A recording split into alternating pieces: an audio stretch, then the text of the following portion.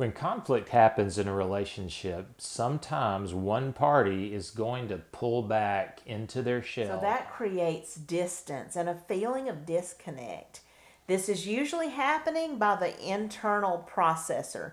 They need space to think it through. They need to be able to feel like it's If you safe. see your spouse withdrawing, one thing that you can do is more brief and more positive so that it doesn't have jabs attached. And the person who's withdrawing needs to be able to open up enough to say what makes them feel uncomfortable. You can say, would you like to know what my problem is with discussing that? You want to always offer an adjustment to your spouse. Give them an opportunity to make an adjustment for you so you could continue talking.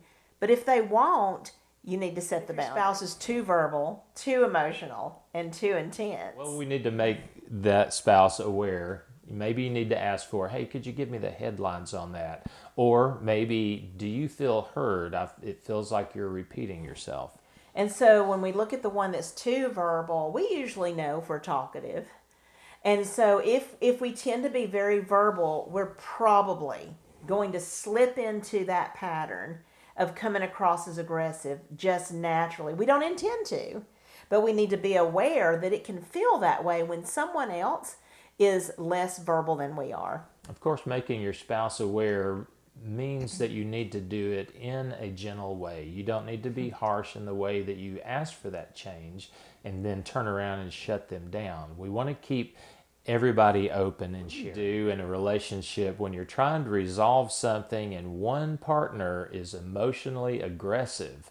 Now, it doesn't necessarily mean they're verbally or emotionally abusive. You can ask for an adjustment.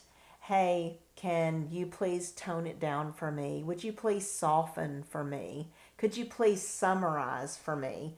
And your spouse gets an opportunity to give a shift for you so that you could keep talking. You may need to ask for a change in wording, or maybe something is making you feel defensive. Hey, could you try rephrasing that? I'm feeling defensive right now. You want to make those comments brief so you don't derail the conversation, but if you need to exit, you need to accept the fact that this is a good time to lay it down, but you want to come back later.